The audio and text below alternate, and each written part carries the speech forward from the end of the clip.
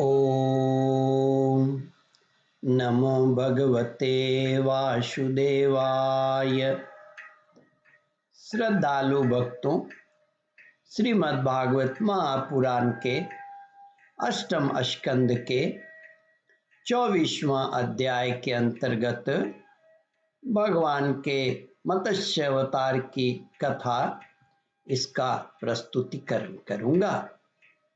श्रद्धालु भक्तों, आज 700 दिन तक इस पुराण से जुड़े रहने के लिए आप सभी का आभार प्रकट करता हूं। इसके पूर्व जहां तक आप कथा श्रवण कर चुके हैं, उसके आगे का प्रस्तुतिकरण करता हूं। राजा सत्यव्रत ने कहा, प्रभु, आप सर्वशक्तिमान अविनाशी प्रभु ही हमारे गुरुजनों के भी परम गुरु हैं, अतः आप ही हमारे गुरु बने।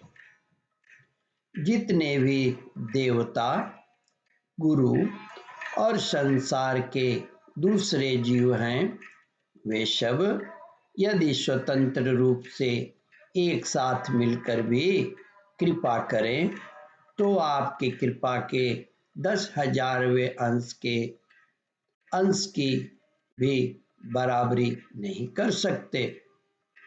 प्रभु, आप ही सर्वशक्तिमान हैं। मैं आपकी शरण ग्रहण करता हूँ। जैसे कोई अंधा अंधे को ही अपना पथ प्रदर्शक बना ले, वैसे ही अज्ञानी जीव अज्ञानी को ही अपना गुरु बनाते हैं। आप सूर्य के समान स्वयं प्रकाश और समस्त इंद्रियों के प्रेरक हैं। हम आत्म तत्व के जिज्ञासु आपको ही गुरु के रूप में वरण करते हैं।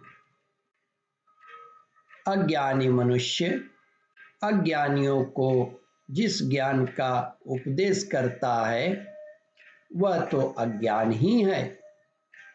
उसके द्वारा संसार रूप घोर अंधकार की अधिकाधिक प्राप्ति होती है, परंतु आप तो उस अविनाशी और अमोघ ज्ञान का उपदेश करते हैं, जिससे मनुष्य अनायास ही अपने वास्तविक रूप को प्राप्त कर लेता है। आप सारे लोक के सुहृदय, प्रियतम ईश्वर और आत्मा हैं। गुरु उसके द्वारा प्राप्त होने वाला ज्ञान और अविष्ट सिद्धि भी आपका ही स्वरूप है। फिर भी कामनाओं के बंधन में जकड़ ले, फिर भी कामनाओं के बंधन में जकड़े जाकर लोग अंधे हो रहे हैं। उन्हें इस बात का पता ही नहीं है कि आप उनके हृदय में विराजमान हैं। आप देवताओं के भी आराध्य देव, परम पूजनीय परमेश्वर हैं। मैं आपसे ज्ञान प्राप्त करने के लिए आपकी शरण में आया हूँ। भगवान, आप परमार्थ को प्रकाशित करने वाली अपनी वाणी के द्वारा मेरे हृदय की ग्रंथि काट डालिए और अपने स्वरूप को प्रकाशित कीजिए। श्री सुखदेव जी कहते हैं, परीक्षित, जब राजा सत्यव्रत ने इस प्रकार प्रार्थना की, तब मत्स्य रूपधारी पुरुषोत्तम भगवान ने प्रलय के समुद्र में विहार करते हुए उन्हें आत्म तत्व का उपदेश किया। भगवान ने राजर्षि सत्यव्रत को अपने स्वरूप के संपूर्ण रहस्य का वर्णन करते हुए ज्ञान, भक्ति और कर्म योग से परिपूर्ण दिव्य पुराण का उपदेश किया, जिसको मत्स्य पुराण कहते हैं। सत्यव्रत ने ऋषियों के साथ नाव में बैठे हुए संदेह रहित होकर भगवान के द्वारा उपदिष्ट सनातन ब्रह्म स्वरूप आत्म तत्व का श्रवण किया। इसके बाद जब पिछले प्रलय का अंत हो गया और ब्रह्मा जी की नींद टूटी, तब भगवान ने हयग्रीव असुर को मारकर उससे वेद छीन लिए और ब्रह्मा जी को दिए।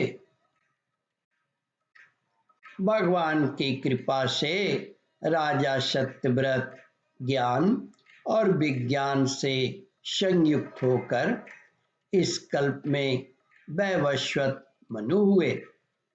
अपनी योग माया से मत्स्य रूप धारण करने वाले भगवान विष्णु और राजर्षि सत्यव्रत का यह संवाद एवं श्रेष्ठ आख्यान सुनकर मनुष्य सब प्रकार के पापों से मुक्त हो जाता है। जो मनुष्य भगवान के इस अवतार का प्रतिदिन कीर्तन करता है, उसके सारे संकल्प सिद्ध हो जाते हैं और उसे परम गति की प्राप्ति होती है। प्रलयकालीन समुद्र में जब ब्रह्मा जी सो गए थे, उनकी सृष्टि शक्ति लुप्त हो चुकी थी। उस समय उनके मुख से निकली हुई श्रुतियों को चुराकर हयग्रीव दैत्य पाताल ले गया था। भगवान ने उसे मारकर वे श्रुतियां ब्रह्मा जी को लौटा दी एवं सत्यव्रत तथा सप्तर्षियों को ब्रह्म तत्व का उपदेश किया। उन समस्त जगत के परम कारक लीला मत्स्य भगवान को मैं नमस्कार करता हूँ। ओम परमात्मने नमः। श्रद्धालु भक्तों, इस कथा को ध्यान पूर्वक श्रवण मनन और इसका चिंतन करें। इस कथामृत का रसास्वादन अपने बंधु बांधवों को भी करावे। इस वीडियो को शेयर और सब्सक्राइब करें। ओम परमात्मने नमः। श्रद्धालु भक्तों, यहाँ पर अष्टम स्कंद समाप्त होता है। हरिओम तत्सत। इसके आगे नवम स्कंद प्रारंभ करूंगा। श्री राधे कृष्णाभ्याम नमः।